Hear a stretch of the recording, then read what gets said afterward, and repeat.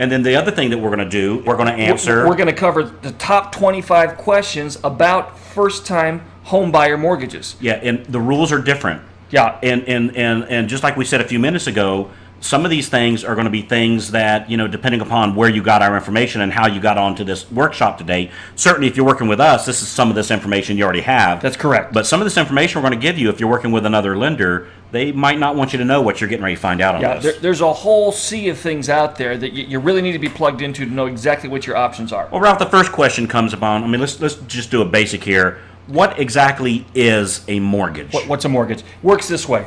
When you buy a house and you borrow money to buy that house, you have a note. A note is simply a promise to pay. Okay? Now, the promise to pay is all well and good, but the lender wants to know what happens if you don't pay. Yeah, not because you stiffed me on purpose, but something happened and now I'm not getting my payments. They need to have security. So what they do is they put a lien against the property. And the lien against the property, they tie to that note. So if you don't make the payments on your note, then they can take action against that lien. That lien is the mortgage. So in English, what that means is the note, which is one of the papers they'll sign at closing, correct, is the IOU. That's right. And the mortgage ties the note to the property. Is the collateral. That's correct. Okay, very good. Now, are there special mortgages for first-time home buyers? Yes, there are. Yeah, there are. They have them designed just for people who haven't bought houses before. Yeah, and there's some very good 100% financing still available too. 100%. Little known secret, there's some government programs, 100% financing. Again, the number right down beneath there, just call our office and we can give you some of the information about those 100% financing. And those aren't smoke and mirror type loans or buy here, pay here type stuff. Oh no, this is straight up real deals, real lenders. Government programs. Government programs. Absolutely. Okay, so what steps are needed to be taken in order to secure a loan? Well, first thing you're going to do is you're going to fill out an application. Now, once I fill out that application, what do I need to provide? Okay, you're going to have several things that come along with it. And this is a common list that you should just plan on. First of all, you're going to need year-to-date pay stubs for the last 2 to 3 months. Yeah, no question. Okay? You're going to need your W-2s for the last 2 years. And you're going to need the complete tax return if you're self-employed. Or 1099 employee. Or 1099 employee. Okay? You're going to need information on your long-term debts. In other words, your car payments, credit card payments, things like that. Okay? Recent bank statements for your checking account, your savings account, 401ks, anything like that. You're going to need, here we do have tax returns for the past 2 years. Yep. Okay?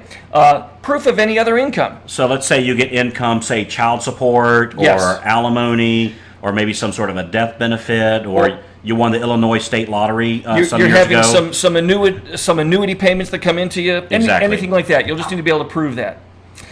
You'll also need the address and the description of the property that you're going to buy.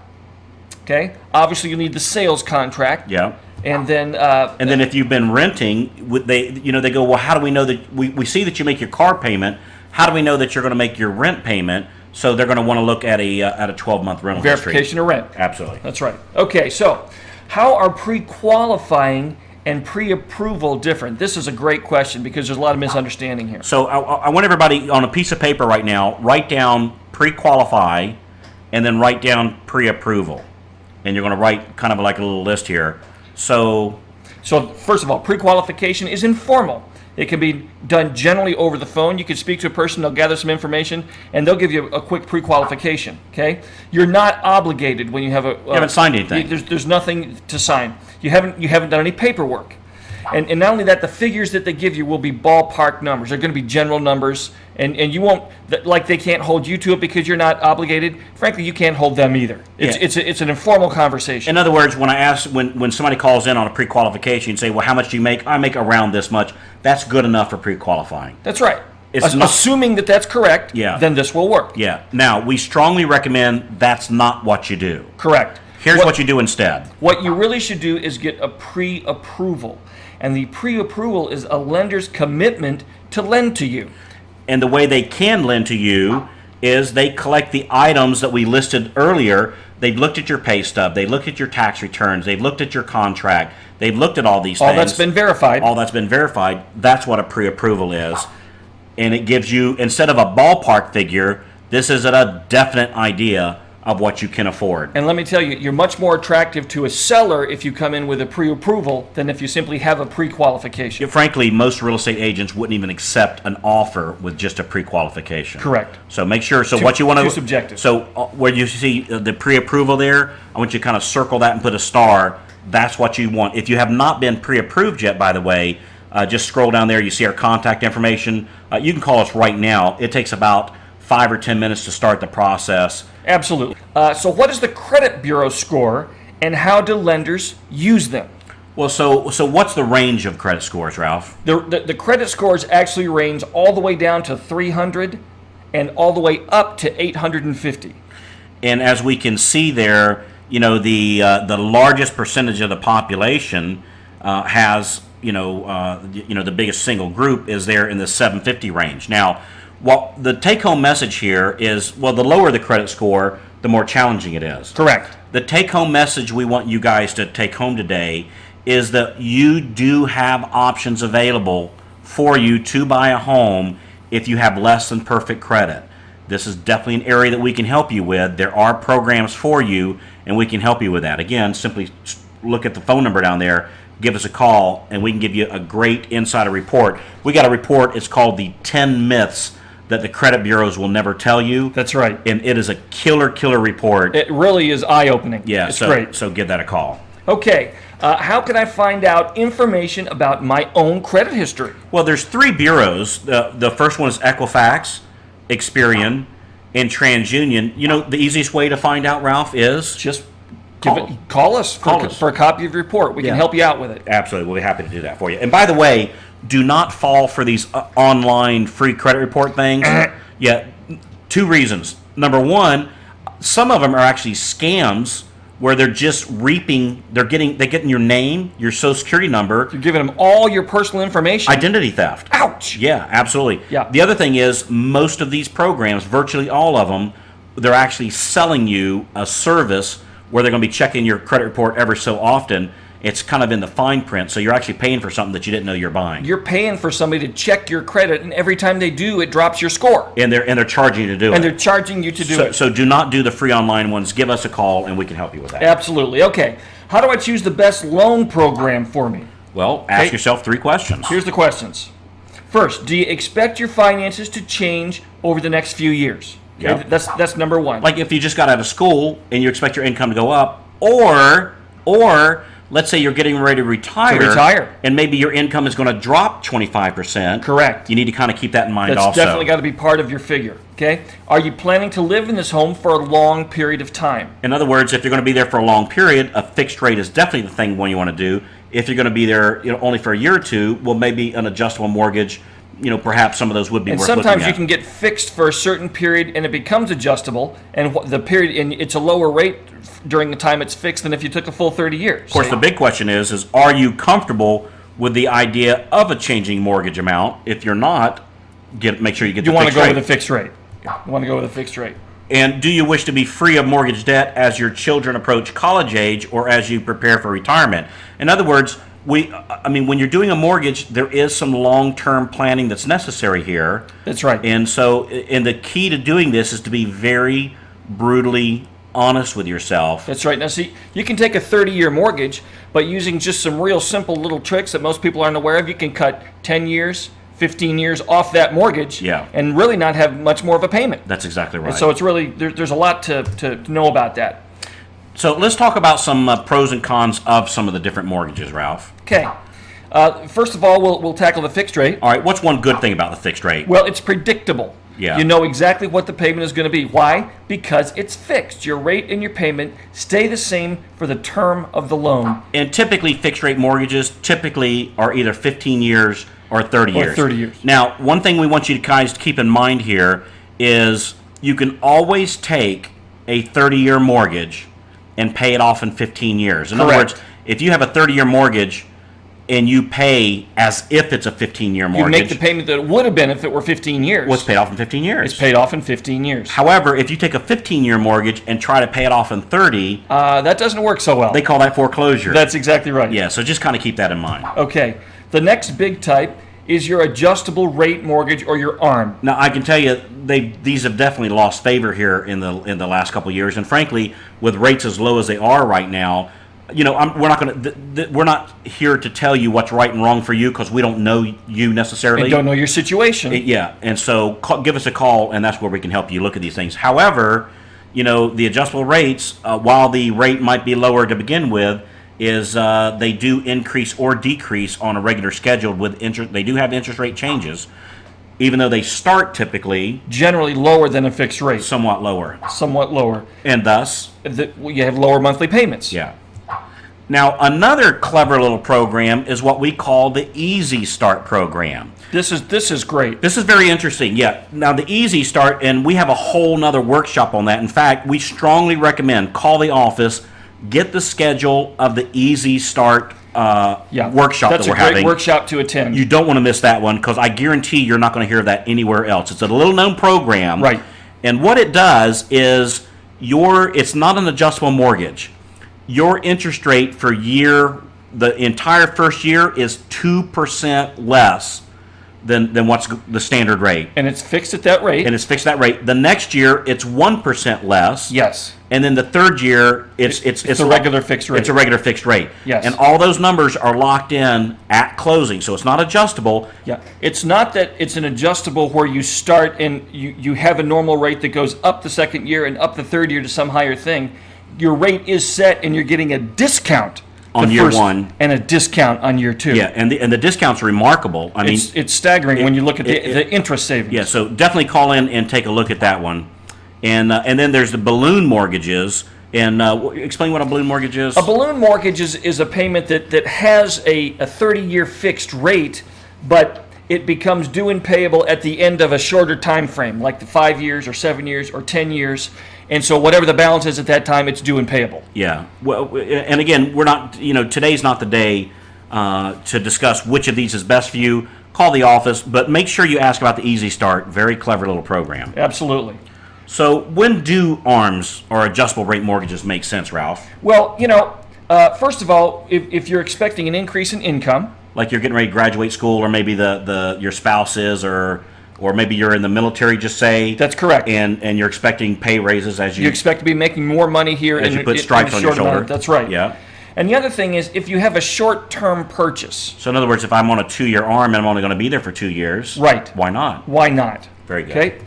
All right, so Ralph, what are the advantages of a 15 versus a 30-year term? Let's talk about that a little bit. Well, first of all, let's talk about the principal. Okay. On the 15, you're actually going to be paying more principal, and so it will pay off sooner. Now, what is principal? Principal is the actual amount that you borrowed. So if you borrowed $100,000, well, the principal is $100,000. On a 30-year fixed loan, you'll pay for that house 2 or 3 times because of all the interest that you pay. So on a 15-year, I have a higher payment, but it's because I'm paying off the principal or paying off the loan of the house. That's exactly right, and you'll have a huge interest savings over that. So even though my interest rate might be lower on a 15-year, well, not only the rate lower, I'm going to be paying less interest because I borrowed the money for a less period of time. That's exactly right. So I'll pay less interest. Okay, now on a 30-year, you get a larger tax deduction. Because I'm paying more in interest. Because you're paying more. Okay. So okay. that kind of goes hand in hand.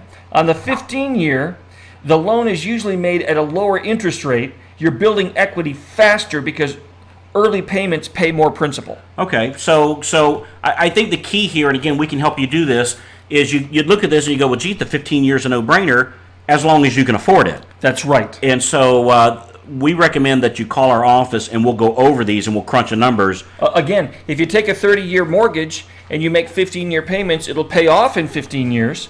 But if you find yourself tight in a certain month or something like that, well, that month you could go back and pay the regular 30-year payment. Absolutely. So you've got a lot more flexibility. But Ralph, what if I get a 30-year mortgage and then I see that interest rates have decreased and I'm on a fixed rate loan? In other words, I was protected at that price, but frankly, rates, maybe they went down. Well, what can I do? Well, first thing you do is want to take a look at refinancing the loan. So you can refinance the loan. See what your choices are. You can, and basically refinancing just means that they rewrite the loan at the lower interest rate. Okay, so again, you could just call the office and we can help you with refinancing. Help you with that. All right. Discount point. What are discount points? So discount points allows you to lower your interest rate. In other words, it actually helps buy down the rate. Now, one thing that I've noticed sometimes in people's marketing is, they might say, we never charge points. Right. Well, that's kind of a buzzword on advertising, but truth be known, sometimes it's in your best interest to pay points, and frankly, sometimes it's not. Correct. Well, the downside of paying points, of course, is there are some costs involved. However, typically, the amount it costs you to buy down the rate, typically somewhere around 5 years, the amount you've saved in interest covers the cost of buying those discount points. Exactly. So, said that another way, if you don't plan to stay in a house 5 years, it's probably not a good idea. Probably it's not a good idea. And by the way, when we talk about points, a point is 1%. So on a $100,000 house, that's $1,000. Right. So that $1,000 lowers my interest rate, which lowers my payment. And typically, it takes about 5 years to save that $1,000, typically. That's right. Rule of thumb. So if I'm going to be there for 30 years, well, for 25 years, I'm going to be ahead of the game. That's exactly right. So don't, anytime somebody says, well, you should never pay points. That may or may not be the case. That may or may not be the case. Again, so give us a call, and we can crunch these numbers for your situation. And if you do pay them, by the way, they are tax deductible on the home purchase. That's exactly right. Okay? Okay, what's included in a monthly mortgage payment? A lot of time you hear the terms PITI. All right. So let's talk about that. P is the principal. Which is? That's the actual amount of money that you borrowed. Okay. I is the interest. That's the interest that you're paying on the money that you borrowed. Okay. Taxes. The real estate taxes. That's what you pay to your county each year. Okay. And then homeowners insurance is the other I generally. In case the house burns down. In case the house, that's hazard insurance Okay. is the buzzword there. So PITI. And then the other type of insurance that you'll most likely see, depending on how much you borrow, is mortgage insurance. Now, one thing to keep in mind about mortgage insurance does not insure the home. Correct. The mortgage insurance insures the lender. In other words, if you stop making payments, or if somebody stops making payments, the lender has an insurance policy that helps cover the loss. So, the take-home message here is mortgage insurance may or may not be necessary for the particular loan that you're getting. It's actually a premium that you pay to help them. Exactly. You don't get the benefit of it. So, and normally what happens is if you put down 20% or more on your purchase, mortgage insurance is not required. Exactly. Generally, if you put down less than 20%, it is required. Yes. Okay.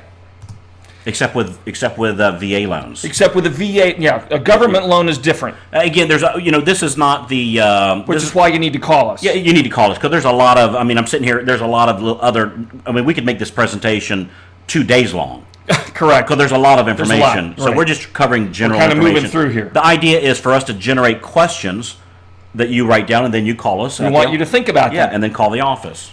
Okay, so what's an escrow account and do I need one? What is an escrow account? An escrow account is an account that's established by your lender to pay for your taxes and insurance from your monthly mortgage payment. So in other words, if my payment's $1,000, just for easy math. PITI is $1,000, principal, interest, tax, insurance. But let's say your principal and interest is only $800, just for simple math. Okay. And the $200 is for taxes and insurance. Okay. They'll take that $200 and stick it in an escrow account. Like a bank account. A bank account. With my name on it, with so to your speak. name for this mortgage. And that will accrue $200 every month. Mm-hmm. Well, at the end of 12 months, you'd have $2,400 that's sitting there now for you to pay your taxes and your insurance next year. So in other words, the escrow account is where part of my monthly mortgage payment goes. Yes. To cover my taxes and insurance. It's a savings account for you on your mortgage. And then at the end of the year, so to speak, they take that money and then they pay my tax and insurance for me. That's correct. Now, Okay. sometimes they're optional. Okay. And again, that typically has to do with how much money you're borrowing on your purchase. So you as just a give us a call. percentage. Yeah. Just call us and we can help you with that. Now this is a real broad brush we're getting ready to give you here. Programs are changing literally daily in today's market. Yes. And we just want you to let you know that there are still 100% programs available that are extremely attractive. Absolutely. But just as a general sense, we're looking at somewhere around 5% down, 5% down. 10% down, and Correct. 0. So how much money of a down payment do you need? Well, you need to call the office for that one. There's a lot of factors that Yes. depends on. Yeah. Okay, so But give in us a addition call. to that, Ralph, What else do we need? Well, you have closing costs that are over and above the down payment. And what do you mean by closing costs? Well, closing costs are going to be, for instance, dock stamps. Taxes, title insurance. Okay. Maybe a home inspector, an appraisal. Okay. A survey. Okay. These are all costs associated with purchasing the home. Homeowners insurance, of course, which is a requirement from the lender. Okay. We just kind of hit on some inspections. Okay. If there's repairs to be done, well, these would all be taken into account. Now, one thing that your take-home message on this particular slide that we're showing you here is for you to call the office, because we don't want you to look at this and get scared away, because there are programs available where the seller can help you pay these things. And so there's other third parties that can help cover some of these expenses. There are some available where the seller is required to help you pay some of these things. No question. Yeah. So again, time permitting, we can't talk about all the different programs right here. We just want you to know these are things to consider. Absolutely. And there's very little known secrets about how to get other people to pay these things, and that's why you want to call the office. Correct. Okay. What's the loan to value, LTV? How does it determine the size of my loan? Well, basically, it's a ratio, a loan to value. That's the amount of the loan compared to the value of the property. So again, for simple math, okay, on a $100,000 house, okay, if you borrow $80,000, okay, your loan is $80,000 on a value of 100. Your loan to value is 80%. So in other words, if we look at this loan to value, right where it says loan to value would be 80, and mortgage amount would be 80,000. 80,000. And appraised value of the property would be 100,000. Would be 100,000. So I have an 80 loan to value. That's right. Anyway, we just wanted you to know this one. You might hear this term kind of tossed around. That's what they're talking now about. You know. Yeah. Okay. What makes up closing costs? Now we touched on this a second ago, but we'll just kind of run through here. And again, these may or may not apply to your particular situation. It's not an exhaustive list. You may have not all of these, or you may have more than these. Exactly, but this is just a general list. Correct. So the first thing you see here, attorneys or escrow fees, property taxes to cover the tax period up to the time you bought it, the interest, a loan origination fee if you have one of those, recording fees to record your documents after the closing. Survey. But again, if you're in a condo, you don't need a survey. So, again, right. these aren't going to apply to everybody. Not everything applies everywhere. The first premium of mortgage insurance, if it's applicable. Your title insurance, and there's two kinds. There's buyer's title and there's lender's title. Yeah. Okay. Loan discount points, the first 2 to 3 months payments of the escrow for taxes and insurance, a paid receipt for the homeowner's insurance. Okay. Any documentation preparation fees the lender may charge, a third-party appraisal fee. So the take-home message in looking at all those is, again, these may or may not apply to your particular situation, and there's very clever little ninja ways to have other people cover these costs for you. And again, to find those, you just give us a call. Give us a call, and we'll find out about your particular situation and what programs are available for you. Right. Okay. So now, what are your responsibilities during the lending process? And we'll kind of move right through these. You need to be sure and read and understand everything before you sign it. Yeah, absolutely. When it comes to the application. Okay. Never, if something is not clear, ask. We're here to help you with that. Exactly. Refuse to sign blank documents. And you know what? Let's tell you something right now. One of the services that we provide is if you're already working with another lender and they ask you something, or they're asking you to sign something, look, we'll be your own personal watchdog. And this can be our little secret. You call us, show us what they're asking you to sign. You can fax it, you can email it over to you. We'll be happy to meet with you. We'll just tell you if you're being treated fairly. Yeah, that's all. Yep. So we'll be a little watchdog too. But refuse to sign any blank documents.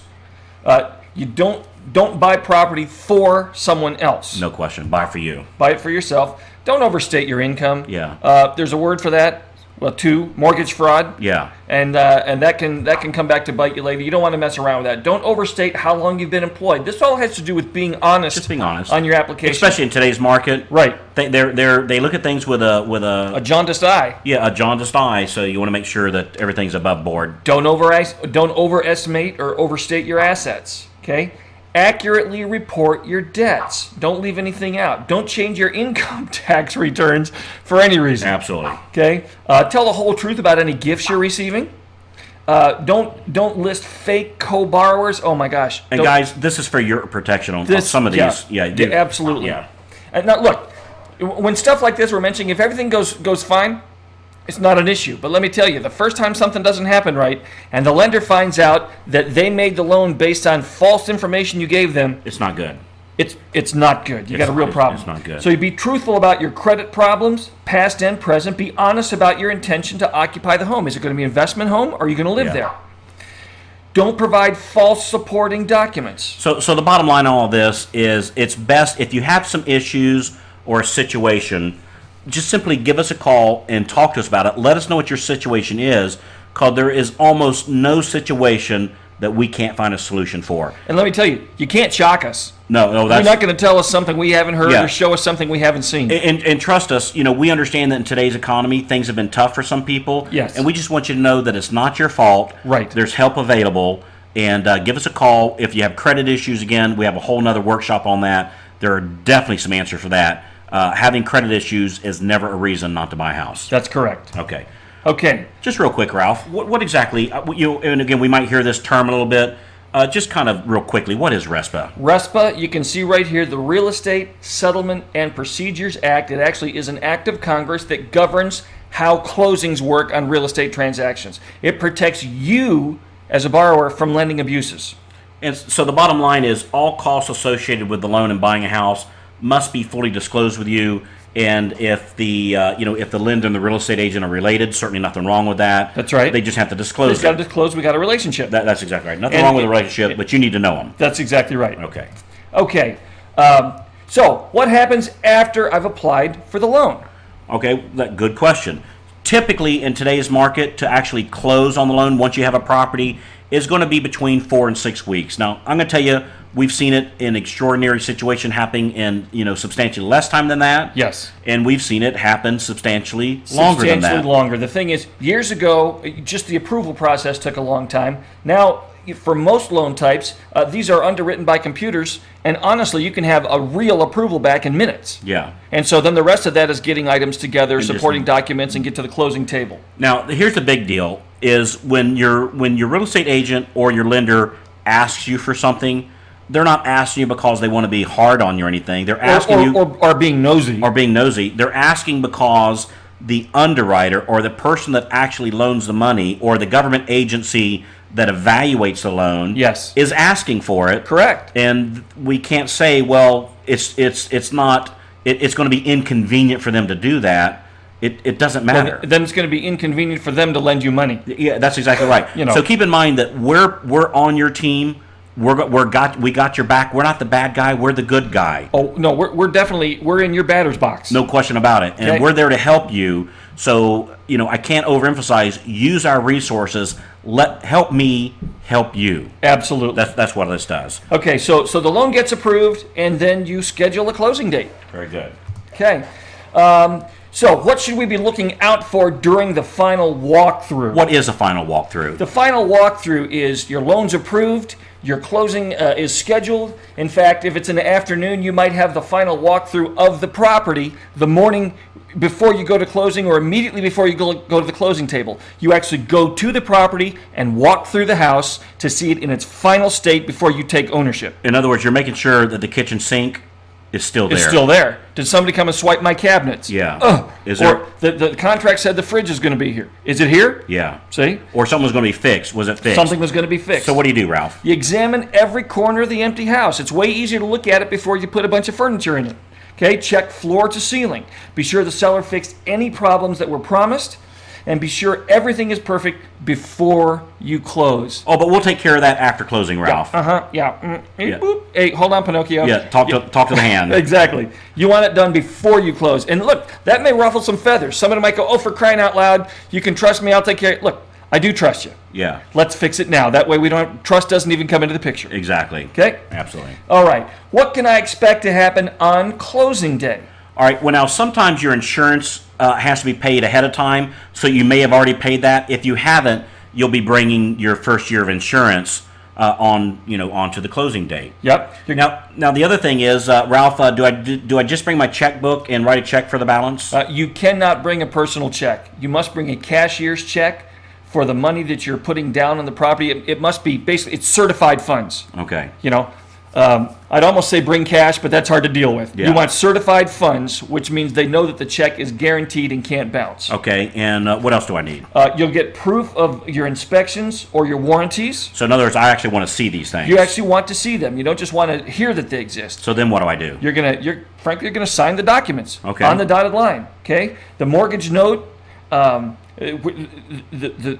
note, the mortgage, and the deed of trust. Depending on what state you live in, these all have different names. Okay. Okay, so And then now we have a binding sales a contract. binding sales contract. And then what I go home with? You go home with the keys. Well, that's pretty cool. Absolutely. Couple last questions, Ralph. Can I pay off my loan ahead of schedule?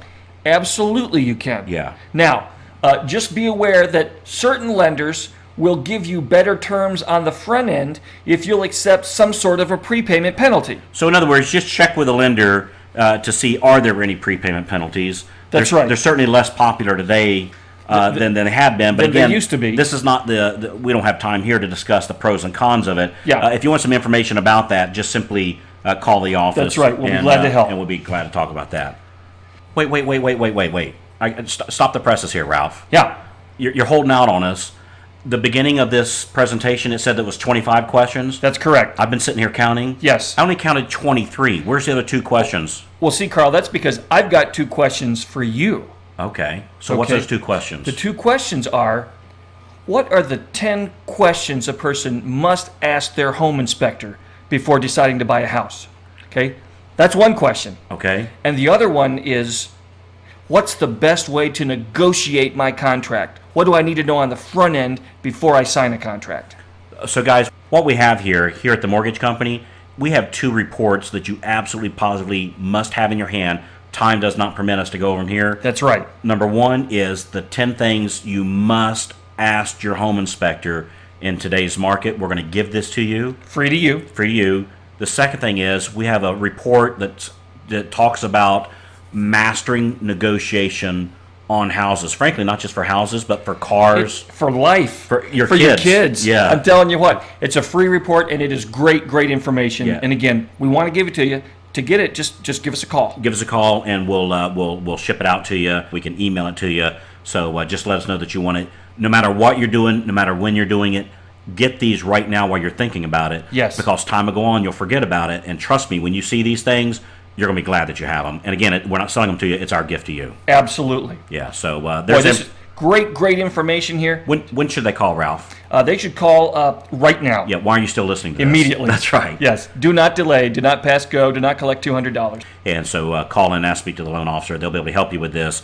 Great information that you need to know to avoid getting ripped off and buying a house in today's market. Absolutely. Yeah, great stuff. So we honor the time that you spent with us today. We also have some other great workshops that we're planning, so call the office, get Give a us a schedule. call and we can give you a schedule of things that are coming up. There's a ton of great information. This is an excellent resource for you in this process. Yeah, and it's free. Absolutely free. Yeah, so call the office, Thanks get a your free lot. reports, and we'll talk to you when you call in.